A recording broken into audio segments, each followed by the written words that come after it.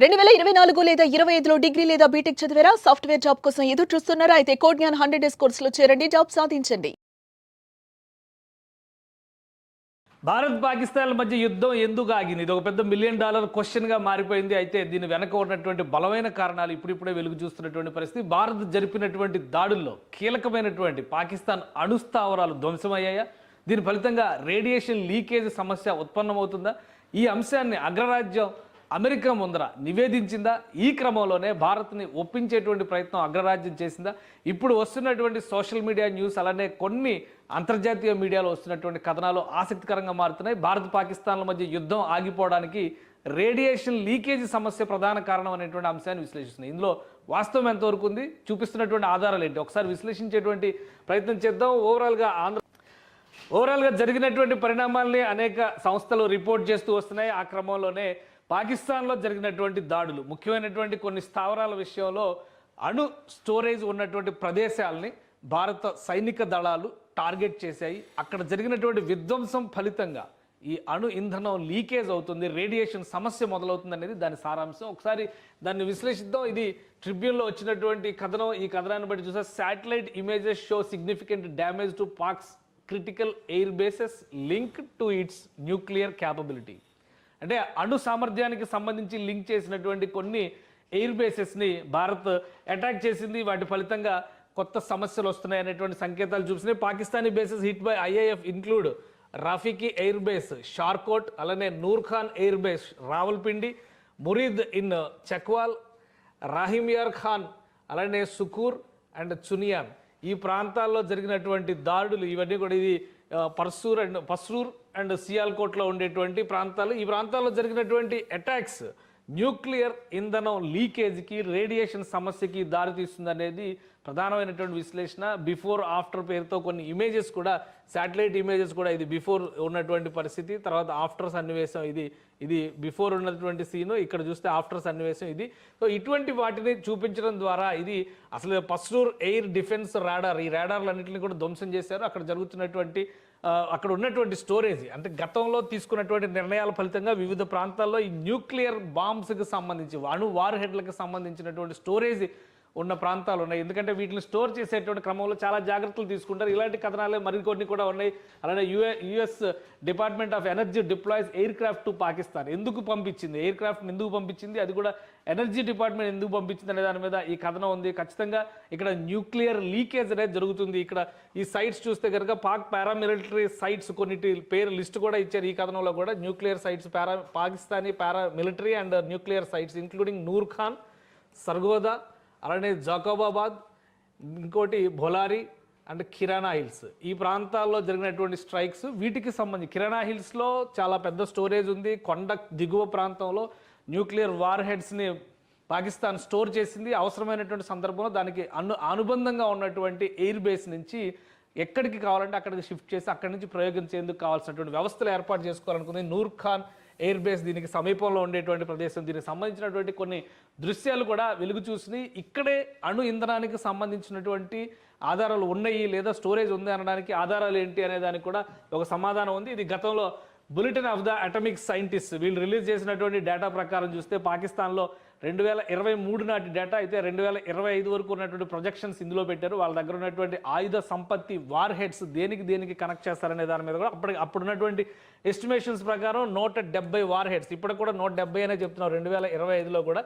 కానీ వీళ్ళు వేసినటువంటి అంచనాల ప్రకారం ఈ నంబర్ మరింత పెరుగుద్దని చెప్పని భావిస్తున్నారు. అది ల్యాండ్ బేస్డ్ వెపన్స్, అలానే air based weapons, sea based weapons, ఇవన్నీ కూడా డిఫరెంట్ డేటా ఇందులో ఇచ్చారు. వీటిని ఎక్కడెక్కడ స్టోర్ చేశారు, ఆ ప్రాంతాలకు సంబంధించినటువంటి కొన్ని ఊహా చిత్రాలు కూడా, అప్పటికి శాటిలైట్ ఇమేజెస్ కూడా అప్పటికే గ్రహించినటువంటి సందర్భాలు ఉన్నాయి. వీటిని కూడా పబ్లిక్ డొమైన్స్లో పెట్టారు. న్యూక్లియర్ సైంటిస్టులకి సంబంధించినటువంటి డేటాలో కూడా పెట్టారు. ఇది 2023, 2022 నాటి పిక్చర్స్ ఇవి. పాజిబుల్ షహీన్ 3 అక్కడ పెట్టినటువంటి పాకిస్తాన్ స్టోర్ చేసినటువంటి డాష్డ్ ఎల్లో బాక్స్ సైట్. ఇది రీసెంట్ కన్స్ట్రక్షన్స్, ఈ బాక్సెస్ అన్నీ కూడా ఇవన్నీ రీసెంట్ కన్స్ట్రక్షన్స్ జరిగినాయి. ఇక్కడ ఈ ప్రాంతాలన్నింటిలో కూడా, అంటే 2020-21 తర్వాత పెద్ద ఎత్తున ఈ ప్రాంతాల్లో డెవలప్మెంట్ ప్రాసెస్ని పాకిస్తాన్ చేపట్టింది. నేషనల్ డెవలప్మెంట్ కాంప్లెక్స్ పేరుతో ఈ ప్రాంతాలన్నింటిలో కూడా న్యూక్లియర్ ఇంధనానికి, న్యూక్లియర్ వార్ఫేర్కి సంబంధించినటువంటి ఆయుధ సామాగ్రిని పాకిస్తాన్ పొందుపరిచింది. వీటన్నిటిపైన కూడా అంతర్జాతీయ సమాజం నిఘా ఉంది. సో ఇన్ని జరుగుతున్న సందర్భంలో నిజంగానే అక్కడ జరిగినటువంటి నూర్ ఖాన్ ఎయిర్ బేస్లో జరిగినటువంటి ఉత్పాతం లేదా అటాక్, భారతదేశం చేసినటువంటి అటాక్ చాలా తీవ్రమైనటువంటి అటాక్గా మనం చూడాల్సి ఉంటుందా? సో ఇక్కడ బాంబింగ్ జరిగింది అనేది ఇప్పుడు అంతర్జాతీయ మీడియా చెబుతున్నటువంటి మాట. సో ఆ బాంబింగ్ సందర్భంగానే ఇక్కడ కొన్ని ఇంధనాల లీకేజ్ అనేటువంటి సమస్య వస్తుంది అనేటువంటిది సమాచారం. దానికి సంబంధించినటువంటి ఇమేజెస్ కూడా వచ్చింది. కొన్ని స్థానిక వార్తా కథనాల ప్రకారం చూస్తే కూడా one of the drones fell in the area of kirana hills చాలా కీలకమైనదని చెప్పి అంటున్నారు. సర్గోదా ప్రాంతంలో వస్తుంది. ఇక్కడ ఎక్కువ స్టోరేజ్ పెట్టింది న్యూక్లియర్ వెపన్స్కు సంబంధించి పాకిస్తాన్ అనేటువంటి మాట చెప్తుంది. సో ఒక్కసారి మనం దానికి సంబంధించినటువంటి అంశాలను కూడా విశ్లేషించేటువంటి ప్రయత్నం చేద్దాం. కిరాణా హిల్స్కి సంబంధించిన రేఖాచిత్రం, అంటే ఇది శాటిలైట్ ఇమేజ్. ఇందులో కొంత డీటెయిల్స్ కూడా దొరుకుతున్నాయి మనకి. ఆ డీటెయిల్స్ ప్రకారం చూస్తే కనుక ఇక్కడ ఉన్నటువంటి స్టోరేజ్, అడ్మినిస్ట్రేటివ్ రెసిడెన్స్ బిల్డింగ్, అలానే స్టోరేజ్ బంకర్స్, అంటే ఒక కొండ ప్రాంతంలో బంకర్స్ని నిర్మించి, కొండ ప్రాంతంలో మళ్ళీ భూగర్భంలోకి అండర్ గ్రౌండ్ బంకర్స్, ఇగ్లూస్ తరహా వ్యవస్థలను నిర్మించి అందులో స్టోర్ చేశారు అనేటువంటి అనుమానాలు అంతర్జాతీయ సమాజానికి ఉన్నాయి. వాటికి సంబంధించినటువంటి రేఖాచిత్రాలు ఇవి. రాడార్ సైట్ అది ట్రాకింగ్లో పెట్టే విధంగా, అలానే ఇక్కడ ఆ హెలీప్యాడ్ కానీ దీని దరిదాపులో హిల్ సైడ్ స్టోరేజ్ బంకర్స్, ఈ ఇమేజెస్ అన్నీ కూడా దాన్నే చూసి ఇవి కిరాణా హిల్స్కి సంబంధించినటువంటి దృశ్యాలు. ఇది మొత్తం కూడా సర్గోదా ప్రాంతంలో ఉంటుంది. సర్గోదా ప్రాంతం అంటే ఇస్లామాబాద్కి సమీపంలో ఉండేటువంటి ప్రదేశాలు ఇవన్నీ కూడా. ఇస్లామాబాద్ అంటే సియాల్కోట్ కావచ్చు, రావల్పిండికి సంబంధించినటువంటి ప్రాంతాల్లో అంటే మొత్తం పంజాబ్ ప్రావిన్స్లో ఉండేటువంటి ప్రదేశాలు ఇవి. సో ఇవన్నీ కూడా బయటకు వచ్చినాయి. ఇప్పుడు బయటకు వచ్చిన తర్వాత హిట్ 1, హిట్ 2 అంటే ఈ ప్రాంతంలో భారతదేశం ప్రయోగించినటువంటి డ్రోన్స్ అటాక్ చేసినాయి అని చెప్పి నమ్ముతున్నారు. ఈ డ్రోన్స్కి సంబంధించినటువంటి కొన్ని వీడియో దృశ్యాలు కూడా వచ్చినాయి.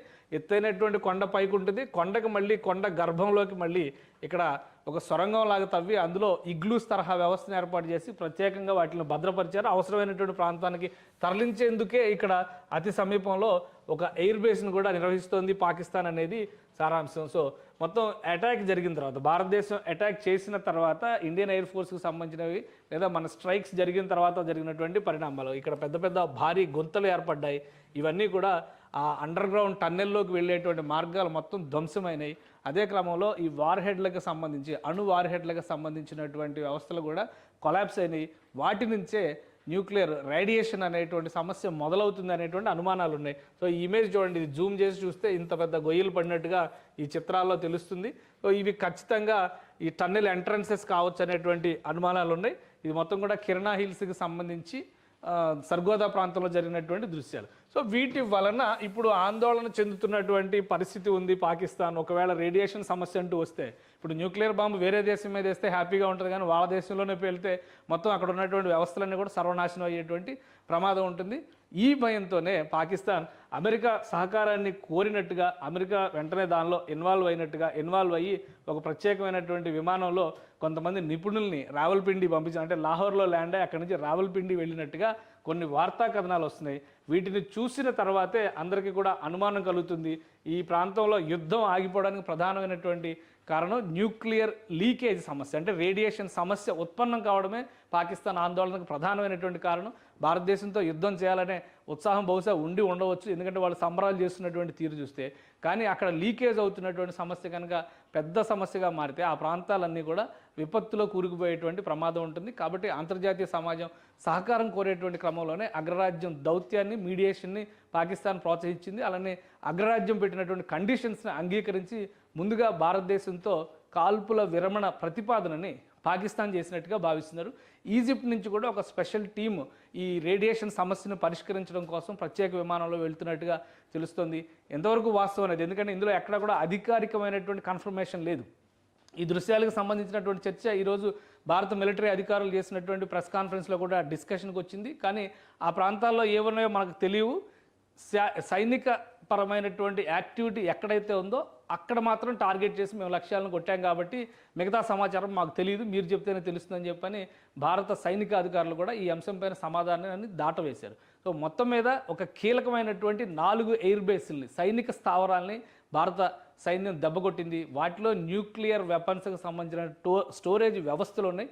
వాటికి విపత్తు రావడం వల్ల వాటి నుంచి లీకేజ్ సమస్య ఖచ్చితంగా ఉత్పన్నమైందనేటువంటి అనుమానాలు మాత్రం ఈ డేటా అంతా పరిశీలించిన తర్వాత బలపడుతుంది. ప్రధానంగా స్టోరేజ్ చేసినటువంటి ప్రాంతాలపైన ఇప్పటికే ఒక క్లారిటీ ఉంది. అనేక అంతర్జాతీయ మ్యాగజైన్లో అటామిక్ రీసెర్చ్కి సంబంధించినటువంటి అంశాల్లో ఈ సర్గోదాకి సంబంధించి కానీ, కిరణా హిల్స్కి సంబంధించి కానీ, వీటన్నిటికి సంబంధించినటువంటి హిస్టరీ ట్రాక్ చేసి పెట్టి ఉన్న నేపథ్యంలో ఖచ్చితంగా అణుపరమైనటువంటి సమస్య ఉత్పన్నం అవ్వడం వల్లనే ఈ యుద్ధ విరమణ లేదా యుద్ధానికి సంబంధించినటువంటి విరామం వచ్చిందనేటువంటి సంకేతాలు అయితే కనిపిస్తున్నాయి. ఇక ఈ సమస్యను ఏ విధంగా పరిష్కరిస్తారు, పాకిస్తాన్ ఏ విధంగా దీనిపై నుంచి అధిగమిస్తుంది, ప్రస్తుతం ఉన్నటువంటి ఉద్రిక్తతలను తగ్గించడానికి రెండు దేశాల మధ్య జరిగేటువంటి చర్చలు ఎలాంటి ఫలితాలను ఇస్తాయని తెలియాలంటే కనుక వేచి చూడాల్సిందే.